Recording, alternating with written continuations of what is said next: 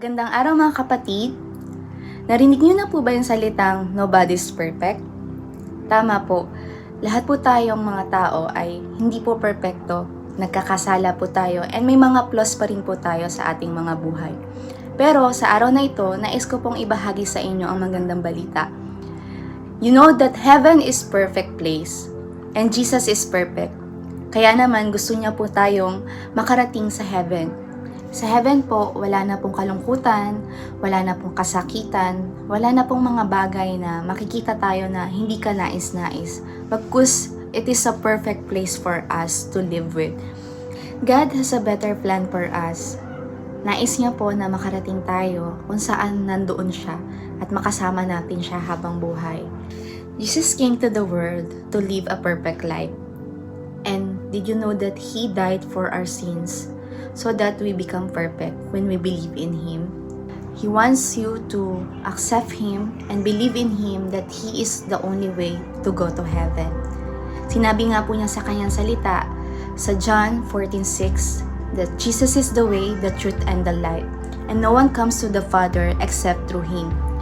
In John 1:12, but to all who did accept Him and believe in Him, He gave the right to become children of God. So when we trust Jesus, Lord, our Savior, we become parts of His family. Remember, God created everybody. God loves everybody. God has a purpose for everybody. But God is only the Father of those who choose to become part of His family.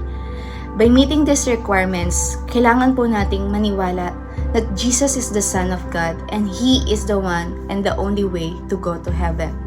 Now, if you are ready to commit your life to Jesus Christ, sabayan niyo po ako sa panalangin ito. Dear Jesus, you have promised that if I believe in you, everything I've ever done wrong will be forgiven. I will learn the purpose of my life and you will accept me into your eternal home in heaven one day. I confess my sin and I believe that you are God, my Savior. I receive you into my life as my Lord. Today, I'm turning every part of my life over to you. I want to follow you and do what you tell me to do. I want to use the rest of my life to serve you instead of serving myself. I humbly commit my life to you and I ask you to save me and accept me into your family. In Jesus' name I pray. Amen.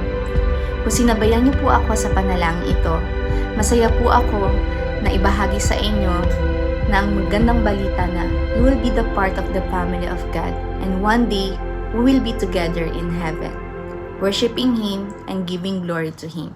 To God be the glory.